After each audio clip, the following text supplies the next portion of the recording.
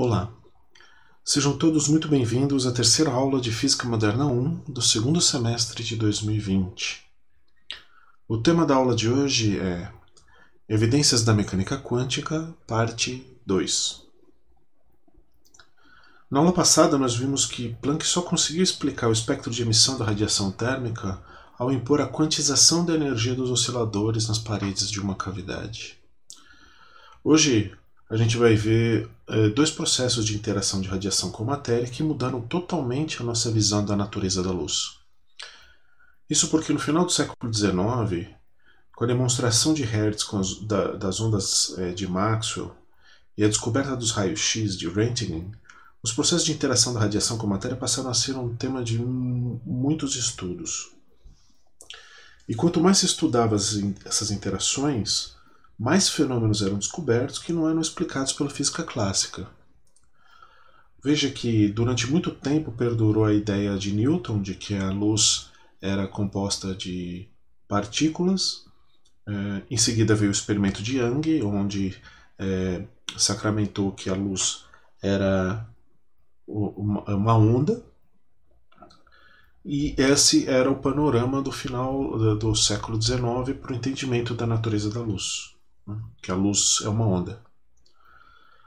E nessa aula nós vamos ver basicamente dois efeitos, o efeito fotoelétrico e o efeito Compton. Nós vamos ver a definição do efeito fotoelétrico, vamos ver as hipóteses de Einstein para a explicação do efeito fotoelétrico, e nós vamos ver um experimento, que é o experimento do Millikan para a demonstração do efeito fotoelétrico, que é um experimento extremamente bem pensado, muito bem executado, é um exemplo da história da física incrível de como o Millikan era um grande físico experimental e como o experimento aliado à teoria pode fazer por um andamento da física. E depois nós vamos ver o efeito Compton, vamos ver a observação experimental desse efeito e as suposições do Compton para explicar esse efeito, mostrando que o quanta de luz carrega momento. Então aqui um breve histórico. Como eu disse, Hertz ele tinha demonstrado as ondas de Maxwell experimentalmente, e no estudo dele ele descobriu que a descarga elétrica entre dois eletrodos era facilitada quando você incidia luz ultravioleta nesses eletrodos. Em 1899, o Thomson descobriu que os raios emitidos pela iluminação UV da superfície metálica no interior de um tubo de Crookes eram, na verdade, elétrons. Então, basicamente a descoberta do elétron. Em 1902, teve os experimentos de Lennard, que foram os primeiros experimentos quantitativos a respeito do efeito fotoelétrico, mas mostra que o efeito fotoelétrico já era conhecido bem antes, bem na época do Thomson. Em 1905 veio a teoria de Einstein sobre o efeito fotoelétrico.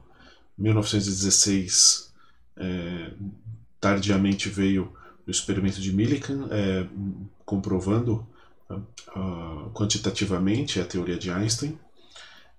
Em 1921, Einstein ganhou o prêmio Nobel pela descrição do efeito fotoelétrico, e em 1923 quem ganha o prêmio Nobel é o Millikan por causa do experimento na qual ele demonstrou o efeito fotoelétrico.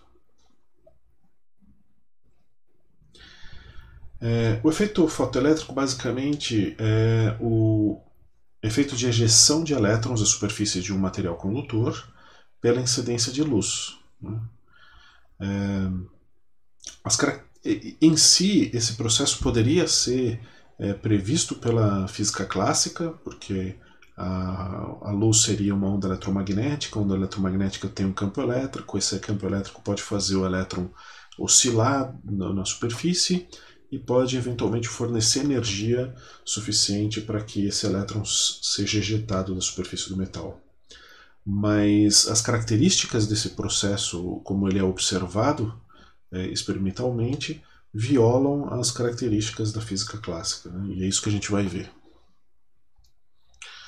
Então, como eu falei no histórico, o primeiro experimento quantitativo do efeito fotoelétrico foi feito por Leonard, e ele fez esse experimento que ele parece ser um pouco complicado, mas eu vou tentar explicar para vocês, vocês vão ver que ele é razoavelmente simples. Então, primeiro ele é constituído por um bulbo de vidro. Dentro desse bulbo de vidro é feito vácuo, então é extraído o ar que tem dentro desse tubo de vidro. Existem dois eletrodos, o eletrodo A, que é esse eletrodo pequenininho, e esse eletrodo B, que é esse eletrodo maior. Na verdade, aqui está desenhado só uma seção transversal, mas na verdade ele é um sólido de revolução. Isso daqui é como se ele fosse um funil com o lado mais aberto apontado para o terminal A, né? Então, a luz basicamente incide por essa direção aqui, passa pelo funil, ilumina esse eletrodo A, e o efeito fotoelétrico faz com que os elétrons ejetados sejam ejetados da superfície do eletrodo A e se dirijam para o eletrodo B, né? Essa corrente fotoelétrica seria medida por esse galvanômetro aqui. O galvanômetro ele pode ser usado para medir corrente ou tensão, mas nessa configuração aqui ele está medindo corrente, né? E aí vem essa parte aqui que parece um pouco mais complicada, mas eu vou tentar explicar como é que ela funciona. Então aqui tem uma fonte de alimentação, aqui tem um terminal negativo e o terminal positivo. E aí vem essa chave cruzada aqui. Para que serve essa chave cruzada?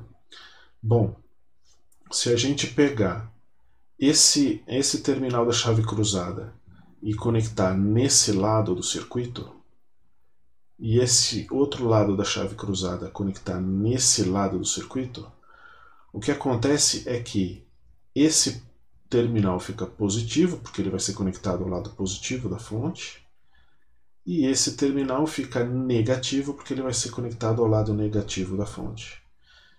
Então, uma corrente elétrica vai se propagar nesse circuito, passando por esses resistores aqui. Então, vai ter uma corrente elétrica passando por aqui.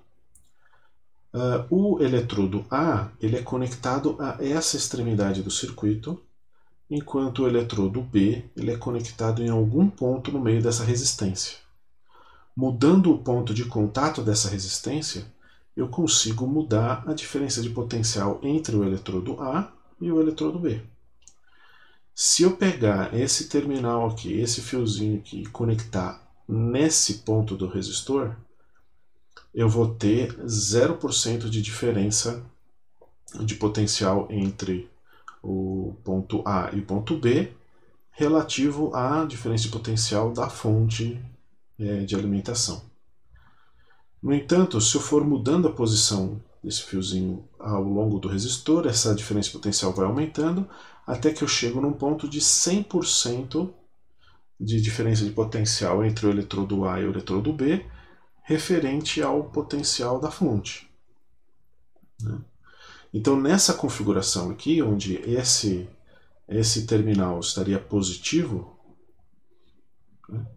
Então, conectando esse fio aqui nessa extremidade, vai ter 100% dessa diferença potencial aplicada a esse funil como sendo positiva.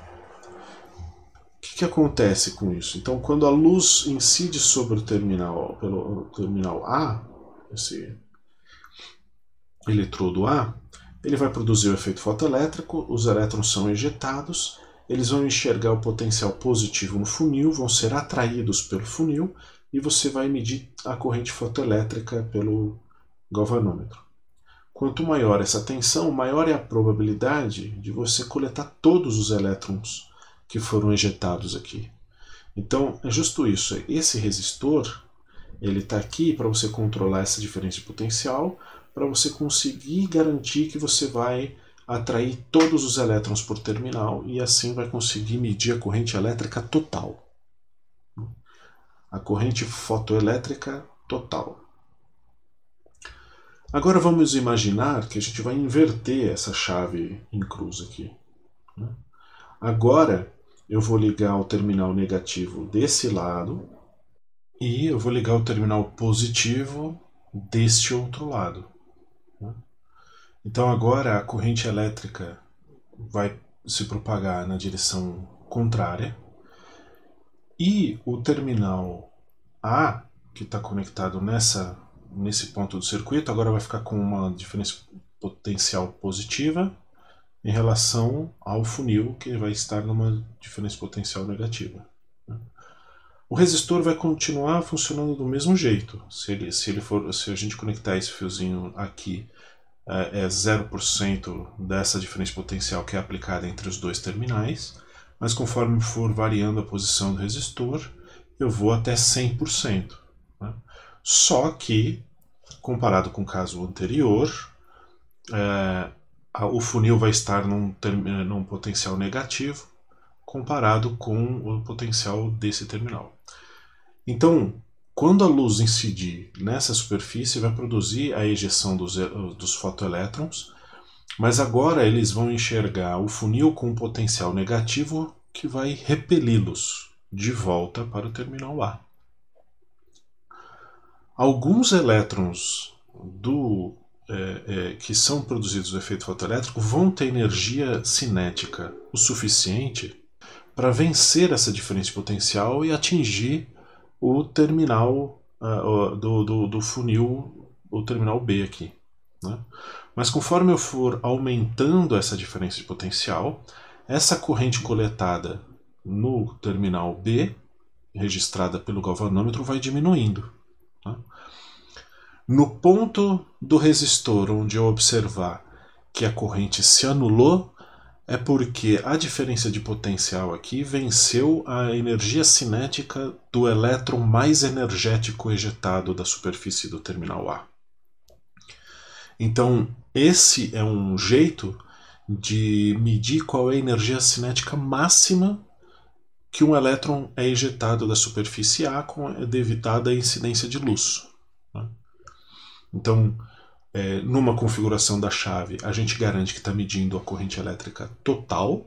Então, todos os elétrons ejetados pela incidência da luz são medidos e coletados no terminal B.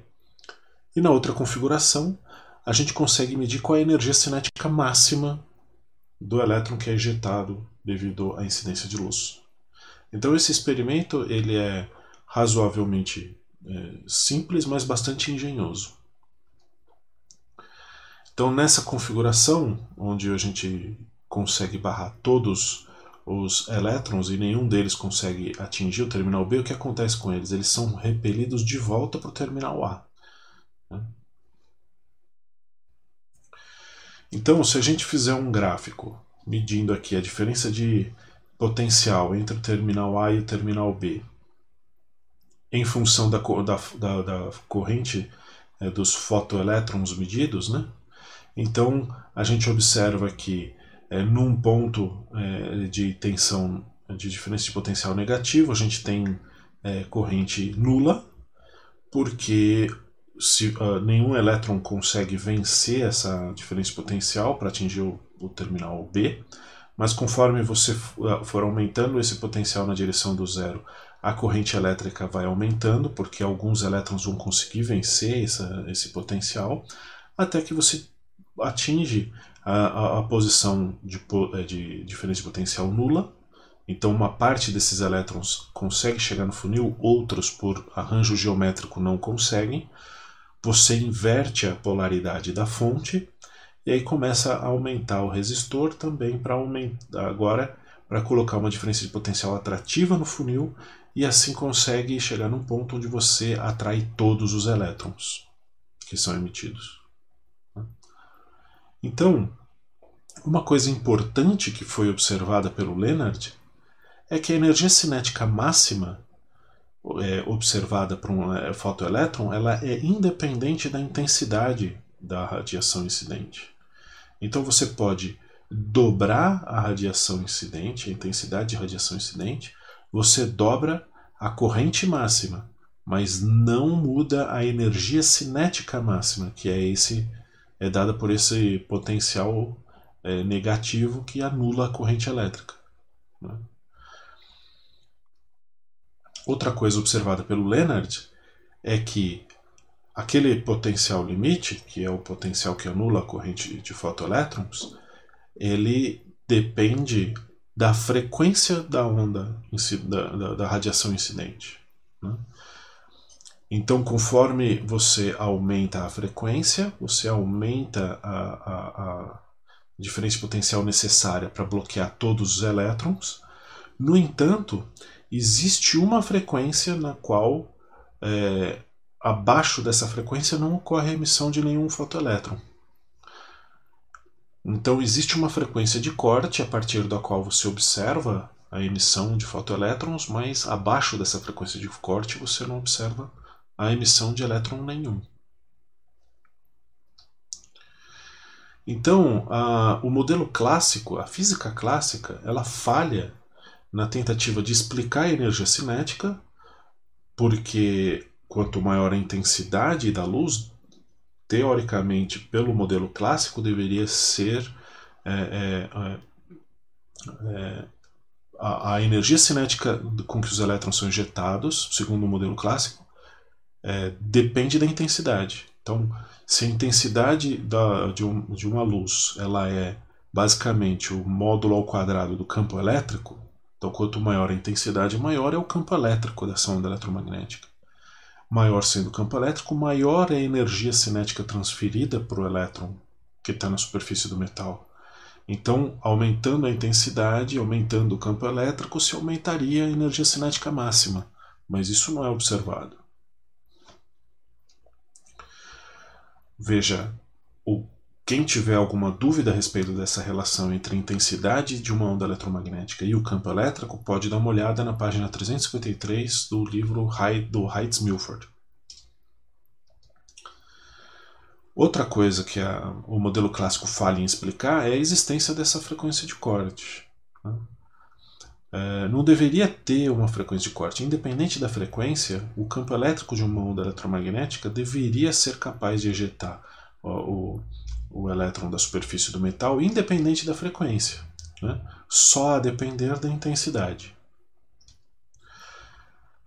Então, a falha toda aqui é essa relação entre o campo elétrico e a intensidade, já que o que se espera é que em qualquer frequência os elétrons deveriam ser ejetados pela presença de campo elétrico da onda eletromagnética e a intensidade deveria aumentar a energia cinética dos elétrons ejetados. E tem uma terceira falha, que é mesmo para baixas intensidades de luz, em uma frequência onde ocorre a emissão de fotoelétrons, não tem nenhum atraso na ejeção desses elétrons. Então, instantaneamente, no momento em que a luz incide na superfície do metal, o elétron já é ejetado. Isso não é previsto pelo modelo clássico, porque se você tem uma intensidade baixa, o elétron deveria acumular energia até ele ter energia suficiente para ser ejetado da superfície, né? Então, vamos fazer um exemplo numérico. Imagina que você tem um material com uma função trabalho 2,1 eletronvolts. O que é função trabalho? Função trabalho é a mínima energia necessária para remover um elétron da superfície de um metal. Imagina que esse metal é iluminado com uma fonte luminosa de 1 watt de potência luminosa e que está a uma distância de 1 metro de um material condutor. Então, um elétron nessa placa vai ter um raio orbital do átomo lá da ordem de 10 a menos 10 metros, né? Então, o que se espera é que a potência incidente nessa área da órbita deveria ser acumulada até que você atinja 2,1 eletronvolts e então o elétron teria energia suficiente para ser ejetado da superfície, né? Então aqui a gente pode pegar 1 watt, que é 1 joule por segundo. A gente pode imaginar que a fonte luminosa é uma fonte pontiforme, então a intensidade ela vai cair com o quadrado da distância. e a gente tem que multiplicar pela área da trajetória circular do elétron, né? Então isso dá uma potência que seria absorvida da área do átomo de 2,5, não da área do átomo, da área da trajetória do elétron, de 2,5 vezes 10 a menos 21 joules por segundo. Isso é 1,56 vezes 10 a menos 2 elétron-volts por segundo, né? Então, dividindo a função trabalho por essa taxa de energia que incide nessa órbita, a gente chega num tempo de aproximadamente 130 segundos, que é um pouco mais de 2 minutos.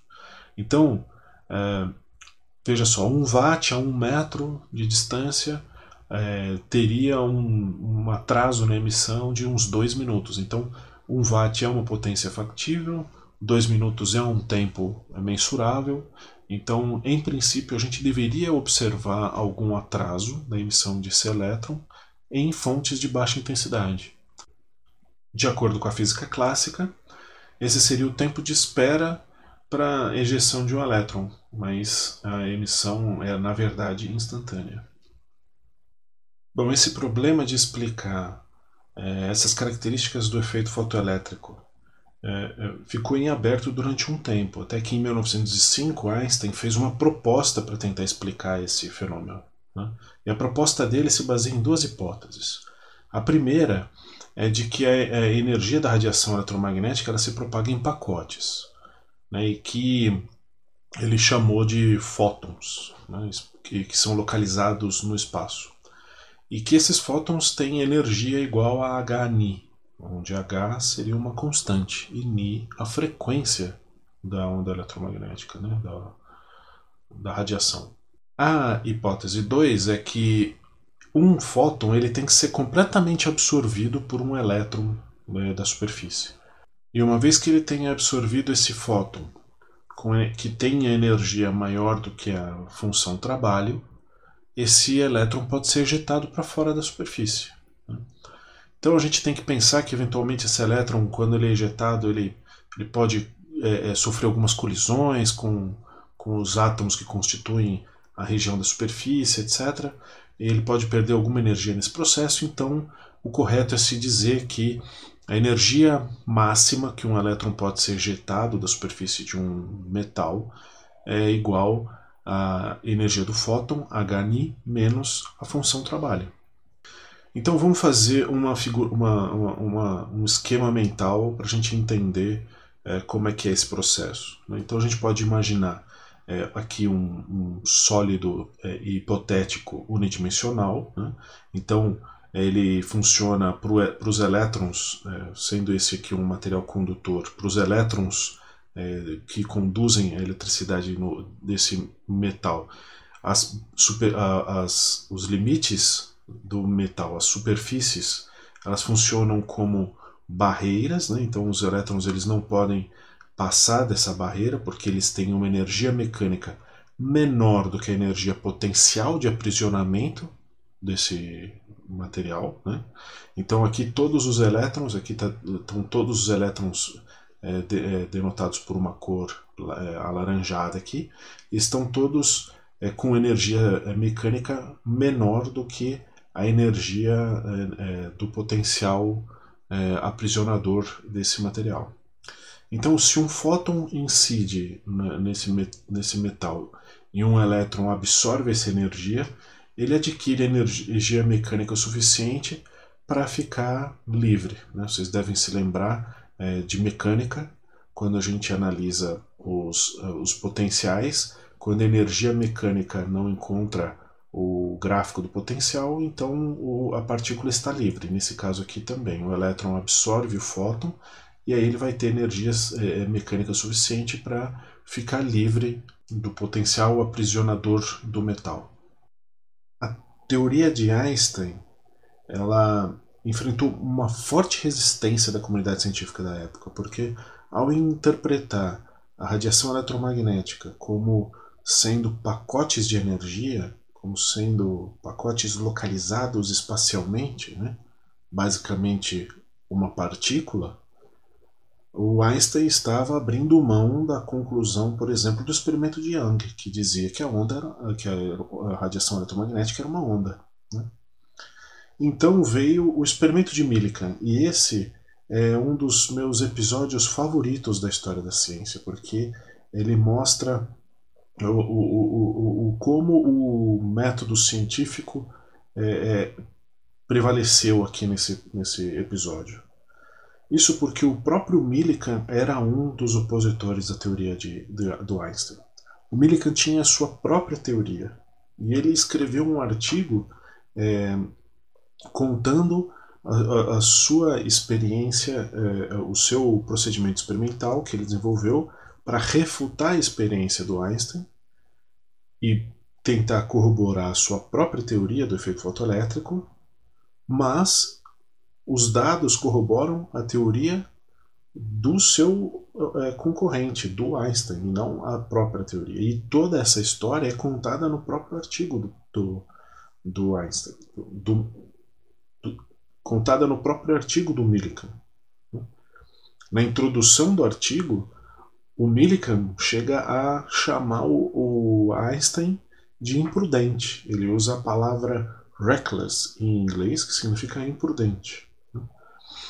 Então, na conclusão, ele comenta que, apesar dele não ver a possibilidade da radiação eletromagnética ser uma partícula, as hipóteses de Einstein são as únicas que explicam os dados experimentais. Então, esse artigo é muito interessante de ver e eu vou deixar disponível para download. O experimento do Millikan, ele basicamente consiste em pegar aquela expressão do Einstein, né, que é a energia cinética máxima é igual a Hν menos a função trabalho, e como a energia cinética máxima vai ser a tensão de bloqueio, né, a tensão que bloqueia a corrente fotoelétrica, vezes a carga do elétron, ele simplesmente passa a carga do elétron dividindo para o outro lado, então ele chega aqui a tensão de corte, vai ser igual a H sobre E vezes μ, que é a frequência da radiação, menos a função trabalho dividido também pela carga do elétron, né? Então, se ele fizer um gráfico do potencial limite pela frequência, o coeficiente angular dessa curva é a constante de Planck dividido pela carga do elétron, né?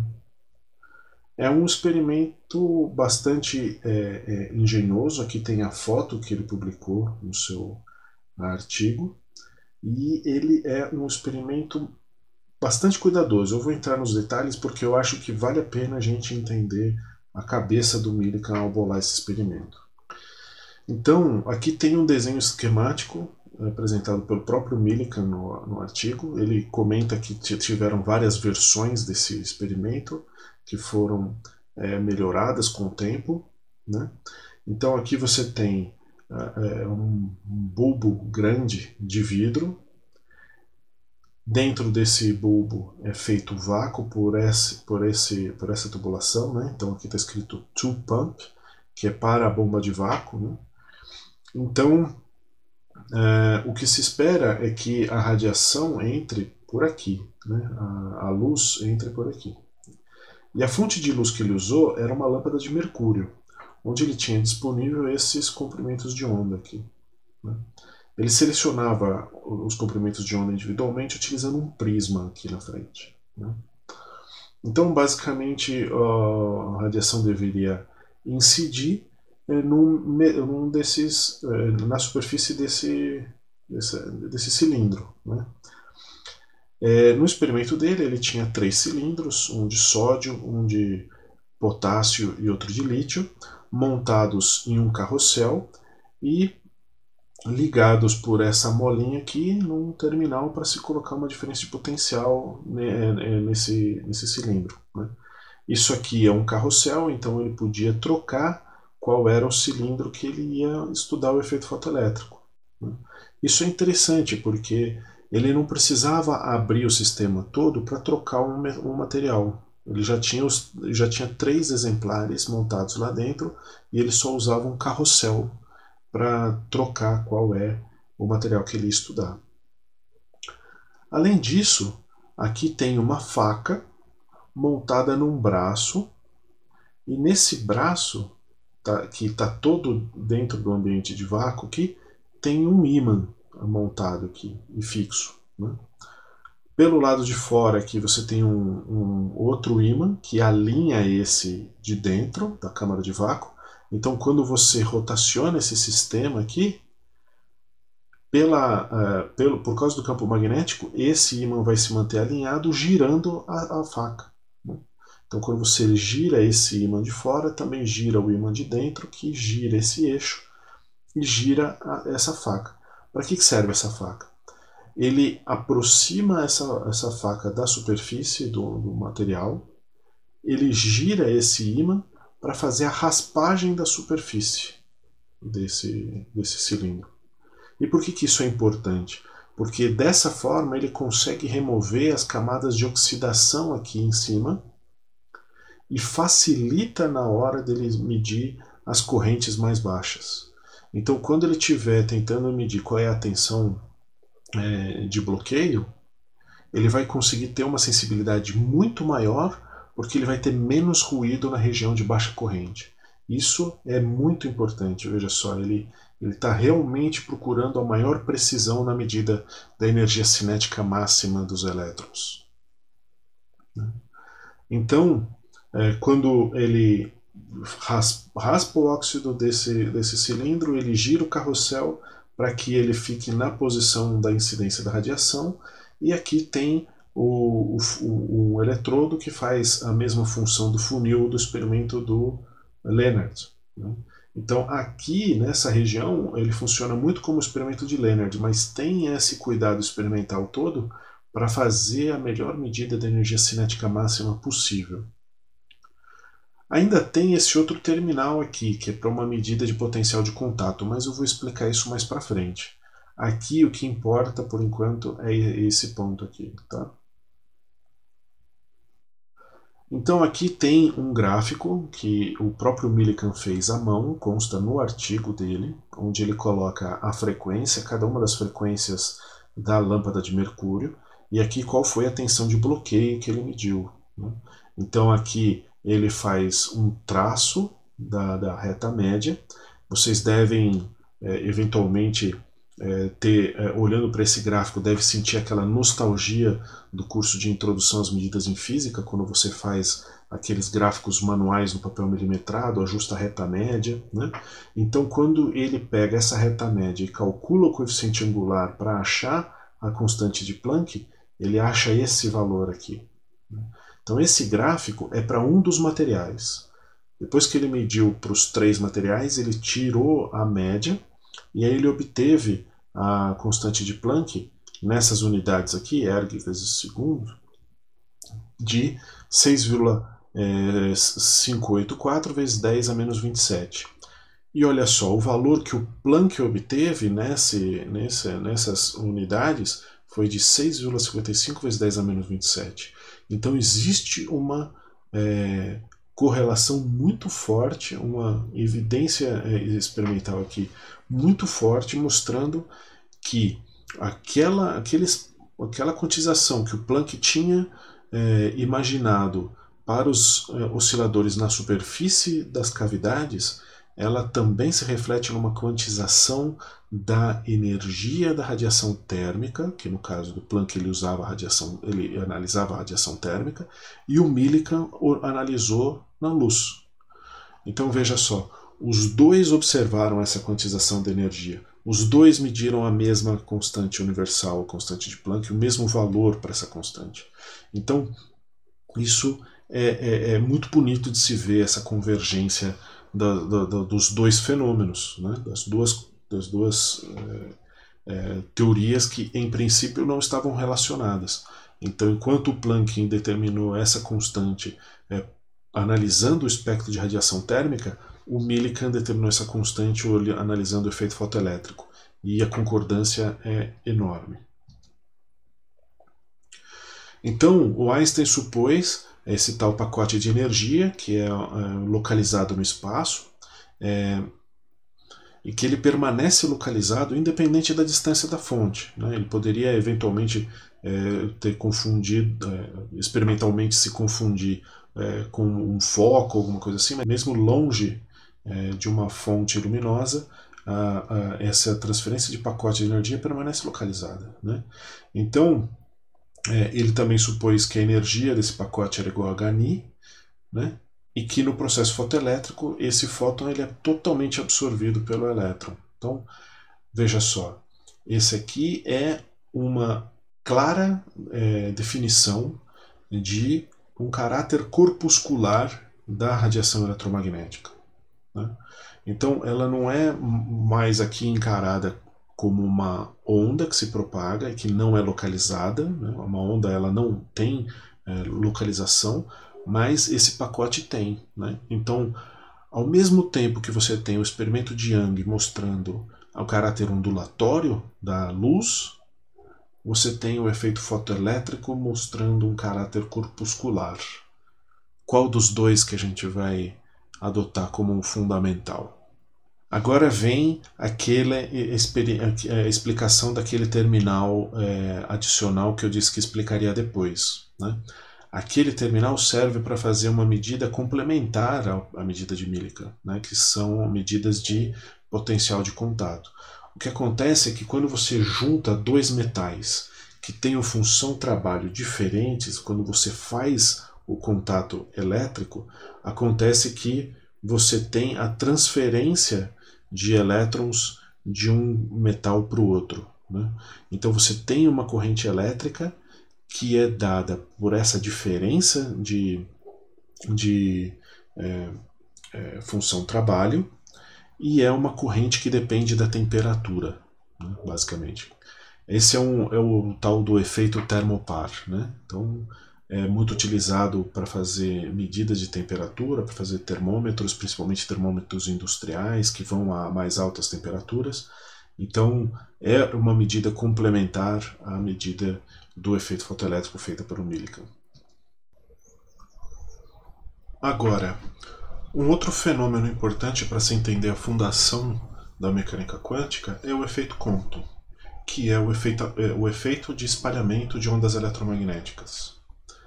Classicamente, o efeito de espalhamento de onda eletromagnética pode ser explicado como um campo elétrico oscilante da radiação incidindo sobre um material. Ele faz com que os elétrons dos átomos do material que ele está incidindo comecem a vibrar na mesma frequência do campo elétrico, e como cargas oscilantes, como uma carga no movimento oscilatório, funciona como uma pequena antena que vai emitir uma onda eletromagnética com a mesma frequência em outra direção, né?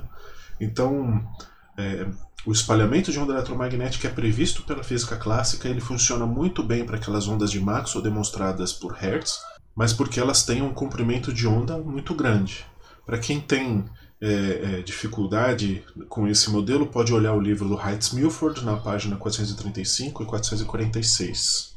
No entanto, quando se analisa o espalhamento de raio-x, uma coisa diferente acontece, né? O Compton demonstrou isso com esse experimento, que é um dos experimentos mais importantes da fundação da mecânica quântica, e eu vou tentar explicar para vocês agora. Então, basicamente tem aqui um tubo de raio-x, são elétrons produzindo raio-x pela excitação de molibdênio, então eles estão emitindo raio-x com energia de 17,5 keVs. Então esse raio-x incide sobre um alvo de carbono, e aí ele montou esse aparato aqui para fazer a medida do comprimento de onda da radiação que foi espalhada. Então, nessa geometria que está mostrada aqui, ele está medindo o comprimento de onda da radiação que vai à direção de 0 graus, né? Agora, essa parte do aparato ela é muito importante, porque é ela que dá a sensibilidade do experimento. E como é que ela funciona? Basicamente, o raio-x ele incide sobre um cristal e, por difração, ele é dirigido para um contador, né? Então esse contador aqui ele vai contar quantos fótons chegaram e passaram por esse orifício, né? Então se você tiver um raio-x incidente aqui composto por duas energias muito próximas, você consegue otimizar o ângulo desse cristal para ir só um comprimento de onda para dentro do detetor, né? E se você girar um pouquinho esse cristal, você consegue medir o outro comprimento de onda. E a sensibilidade em diferença de comprimento de onda, ela só depende desse comprimento aqui, do comprimento desse braço. Então esse equipamento aqui, ele é extremamente sensível a variações de comprimento de onda. Até hoje essa técnica é utilizada para fazer medidas de diferença de comprimento de onda muito pequenas, né? Então, quando ele pega esse aparato agora e ao invés de analisar a onda a 0 graus, ele vai olhar a onda espalhada a 45 graus, o que ele observa é que aparecem dois picos. Um com o mesmo comprimento de onda da radiação incidente e o outro com um comprimento de onda ligeiramente maior, portanto, com uma energia menor. Quando ele aumenta esse ângulo aí para 45 graus, ele observa um pico com o mesmo comprimento de onda da radiação incidente e outro com um comprimento de onda ainda maior, ou seja, com energia ainda menor. E se ele olha a 135 graus, essa diferença aqui é ainda maior. Então, tem o pico da radiação, um pico de espalhamento com o mesmo comprimento de onda da radiação incidente, e um outro pico com um comprimento de onda cada vez maior a depender do ângulo de espalhamento. Então, em resumo, é isso que a gente observa, né? Tem um pico de radiação espalhada, que é na mesma energia da radiação incidente, mas tem um outro pico com uma energia menor a depender do ângulo de espalhamento. Esse segundo pico não é possível ser explicado pela física clássica, e por isso que o Compton teve que fazer um modelo diferente para explicar a existência desse pico. Nesse modelo, o que o Compton imaginou foi uma colisão binária entre o quantum de luz e um elétron. Vamos então tentar entender como é que ele imaginou essa colisão binária. Então, a gente vai fazer uma demonstração supondo uma colisão bidimensional. Tem um fóton incidente. O elétron a gente vai considerar como inicialmente em repouso. Aqui tem o fóton espalhado e o elétron, depois da colisão, ele recebe uma parte da energia cinética do fóton, uma parte da energia do fóton inicial como energia cinética, e para conservar o momento ele tem que sofrer um recuo, né? Então vamos entender como é que funcionaria uma colisão como essa. Para isso, o Compton teve que fazer duas hipóteses. A primeira é a mesma que Einstein, de que o fóton tem energia igual a hν, onde h é uma constante e νi é a frequência. A hipótese 2 é de que o fóton não tem massa. Veja só, essa relação da relatividade energia ao quadrado igual a momento ao quadrado vezes a velocidade da luz ao quadrado, mais m0c², essa expressão que vem da relatividade, supondo que a massa seja nula, a gente chega à conclusão de que a energia é igual ao momento vezes a velocidade da luz. Ao mesmo tempo, a energia é igual a hν. Então a gente pode igualar essas duas expressões e achar uma expressão para o momento. Então, esse quantum de luz, tendo massa nula, ele ainda assim carrega um momento. Essa definição de que uma onda eletromagnética carrega um momento também é prevista classicamente, né? Então tem o momento carregado por uma onda eletromagnética é igual à sua energia total transportada dividido pela velocidade da luz, e ele aponta na direção de propagação da onda eletromagnética. Então isso em si não é uma ideia nova, mas essa de colocar a massa como nula e encontrar o momento em função da constante de Planck e do comprimento de onda, isso é uma coisa que se deve ao Compton. Então vamos imaginar aqui um eixo x e y, por conveniência vamos colocar o eixo x na direção do fóton incidente, para que a gente possa decompor todos os momentos e impor a conservação do momento linear. Então nós temos um momento inicial que é igual a P0, que é o momento do fóton inicial, do fóton incidente, e na componente x nós temos P1 cosseno θ, onde P1 é o momento do fóton espalhado, e PE cosseno φ, onde PE é o momento do elétron. Na direção Y, nós temos o momento inicial igual a zero e temos o momento P1 na direção seno θ, né? P1 seno θ. Aqui a gente coloca um sinal negativo porque ele estaria apontando para a direção do Y negativo, mais PE vezes seno φ. Né? Então, essa aqui é a expressão que garante a conservação do momento linear. Né? A gente pode elevar as duas expressões ao quadrado e somar esses dois quadrados. Com alguma álgebra, a gente chega nessa expressão, que depende do momento do fóton inicial, do ângulo θ, e é uma relação que dá o momento final do elétron. Né? Então, tem aqui um termo cruzado, P0, P1, e essa expressão dá o momento do elétron depois da colisão. Pela conservação da energia, a gente tem essa expressão aqui. Então, a energia inicial, que seria a energia do quantum incidente, mais a energia de repouso do elétron, vai ter que ser igual à energia do fóton espalhado, mais a energia cinética do elétron e a energia de repouso do elétron. Né? Então, veja só, esse termo a gente pode cancelar com esse. Né? Então, teremos que a energia cinética do elétron depois da colisão é igual à energia do fóton inicial menos a energia do fóton final. Então, a diferença de energia entre o fóton que incide e o fóton que é o fóton espalhado é absorvida pelo elétron. Né? Lembrando que a energia do fóton é igual a PC, o momento vezes a velocidade da luz, a gente tem uma relação entre a energia cinética do elétron e os momentos do fóton incidente e o fóton espalhado. Mas como a gente consegue relacionar a energia cinética do elétron com o momento do elétron? Né?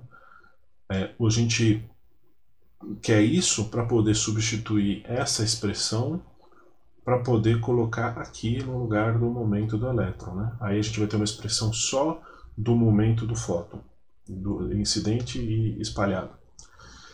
Para isso a gente usa a relação de Einstein, né? A energia total do elétron ao quadrado é igual ao momento do elétron ao quadrado vezes a velocidade da luz ao quadrado, mais a massa de repouso ao quadrado, velocidade da luz à quarta. Né? Então a gente pode isolar o momento do elétron, lembrar que a energia total do elétron é a cinética mais a de repouso, substituir aqui, a gente vai ter isso aqui. Né? Então o momento do elétron vai ser igual a esse binômio aqui, menos a energia de repouso do elétron ao quadrado, tudo isso dividido pela velocidade da luz ao quadrado. Abrindo esse binômio, a gente tem essa expressão. Energia cinética ao quadrado, mais energia de repouso ao quadrado, mais duas vezes energia cinética vezes energia de repouso, menos energia de repouso ao quadrado. A gente pode notar que esse termo se cancela com esse, e também a gente pode abrir aqui e cancelar esse C2 com esse C2, mas aqui a gente tem que manter, né, o C2 nesse termo. Então, agora a gente tem uma expressão que relaciona o momento linear do elétron com a sua energia cinética. Então, a gente pode pegar essa expressão que a gente obteve num dos slides anteriores, essa aqui que a gente também obteve no slide anterior. Vou pegar aqui e substituir usando esse PE aqui, e a gente obtém essa expressão. Ao mesmo tempo que eu estou substituindo essa expressão aqui, eu também estou substituindo o KE, a energia cinética do elétron, aqui e aqui. Então por isso que aparece esse termo da diferença dos momentos ao quadrado, mais duas vezes a diferença dos momentos, vezes massa de repouso do elétron, vezes a velocidade da luz. Né? Bom, então agora obtivemos uma expressão que depende só dos momentos lineares, do ângulo de espalhamento e da massa de repouso do elétron. O que a gente quer fazer agora é isolar os momentos. Então vamos colocar esse P0 em evidência, aqui, ó, né? Então vai ficar 1 menos cosseno de θ, que é esse termo, e esse M0C a gente passa dividindo, né? Então, olha só, aqui tem essa diferença de momentos que vem daqui, e esse termo que depende do cosseno de θ. A gente pega esse produto dos momentos, passa dividindo aqui para o outro lado, e temos então 1 sobre P1 menos 1 sobre P0 é igual a 1 sobre a massa de repouso do elétron vezes a velocidade da luz, vezes esse termo que depende do ângulo de espalhamento. Lá da segunda hipótese do Compton, a gente lembra que o momento é h sobre lambda, né? Então substituindo essa expressão aqui, e com alguma álgebra, a gente encontra que o deslocamento do comprimento de onda vai ser igual a uma constante, que a gente chama de comprimento de onda Compton, vezes 1 menos cosseno de θ. E esse comprimento de onda Compton é h sobre a massa de repouso do elétron vezes a velocidade da luz, e isso é igual a esse valor numérico, 0,00243 nanômetros, constante independente do ângulo. O que vai contar pela contribuição do ângulo é esse termo aqui, né? Então veja só, esse comprimento de onda ele é muito pequeno, é por isso que um espalhamento como o observado por Compton não é observado em ondas de rádio, por exemplo, porque o comprimento de onda da onda de rádio é muito grande e essa variação ela é muito pequena frente a esse comprimento de onda grande. Mas quando se descobriu o raio-x e começou a se estudar o espalhamento do raio-x, então esse espalhamento nos elétrons fracamente ligados passa a ser uma coisa, um fator contribuinte, né? Significativo. Então olha só, esse comprimento de onda, esse deslocamento de comprimento de onda, a gente pode imaginar aqui no ângulo de espalhamento 0, cosseno de 0 é 1, então 1 menos 1 vai dar 0. Então o deslocamento de onda, do comprimento de onda é nulo. Se a gente imaginar que o cosseno de 90 para um ângulo de espalhamento de 90 é igual a 0, então o deslocamento do comprimento de onda vai ser igual ao comprimento de onda Compton. Agora, para θ igual a 180, que é um espalhamento traseiro, né, é um espalhamento na própria direção da fonte, então nós temos que o cosseno de 180 é menos 1, então aqui vai dar 1 menos 1, vai dar 2, então o deslocamento de onda Compton vai ser o dobro do comprimento de onda Compton. Então, com essa expressão em mãos, vamos voltar para os dados do Compton, né? Então, a gente pode fazer uma tabela aqui, com cada um dos ângulos que ele mediu, calcular o cosseno, calcular 1 menos cosseno, multiplicar pelo comprimento de onda Compton, a gente acha esse aqui sendo o desvio do comprimento de onda para a onda para o fóton espalhado, né? Então a gente vê que é muito pequeno esse desvio, é muito pequeno mesmo, mas quando a gente soma aqui com o próprio comprimento de onda para saber qual vai ser da radiação incidente, para saber qual vai ser o comprimento de onda da onda espalhada, a gente vê que a 0 graus obviamente não tem nenhuma variação, mas a 45 graus se obtém esse valor aqui, que é muito próximo do comprimento de onda do pico, daquele segundo pico medido pelo Compton, né? Para 90 graus se obtém 0,0733 e o Compton mediu 0,0731. Né? Então a concordância ela é muito grande, dando um suporte consistente para esse modelo de uma colisão binária entre um quantum de luz de massa nula e um elétron. Veja que também para 135 graus o comprimento de onda esperado seria 0,075 e o Compton mediu 0,0749. Né? Então, é um suporte robusto para esse modelo do Compton. Mas então, como explicar com esse modelo de colisões binárias o primeiro pico? Aquele pico que tem o comprimento de onda igual ao da radiação incidente.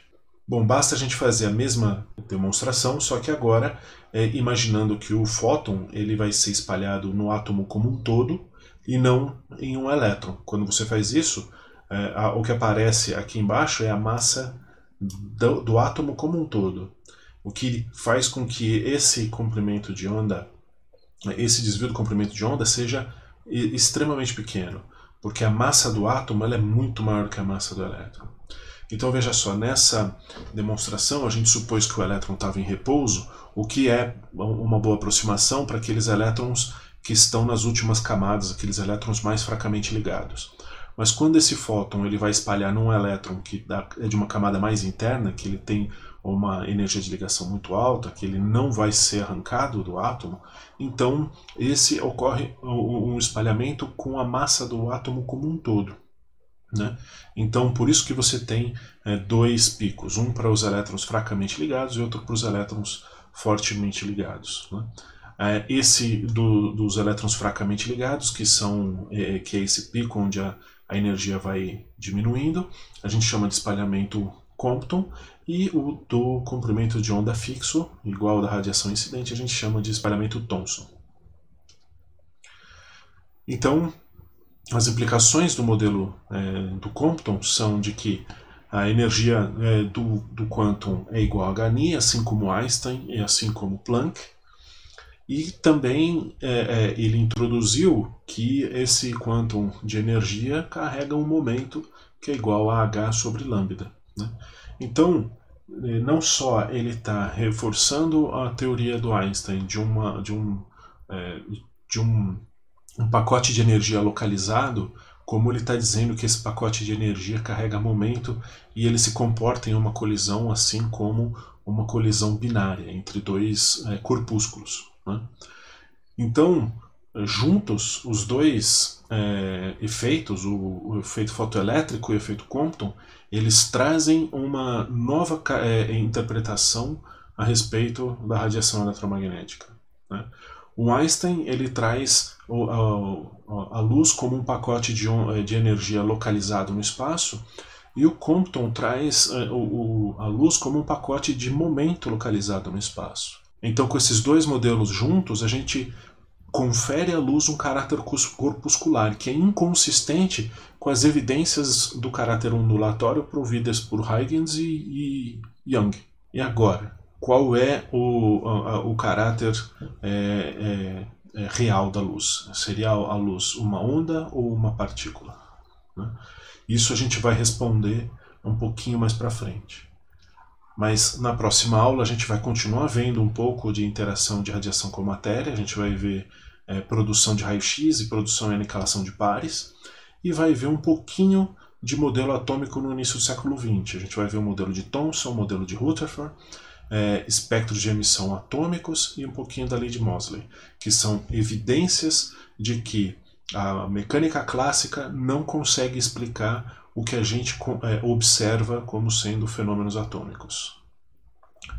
Então, até o próximo vídeo.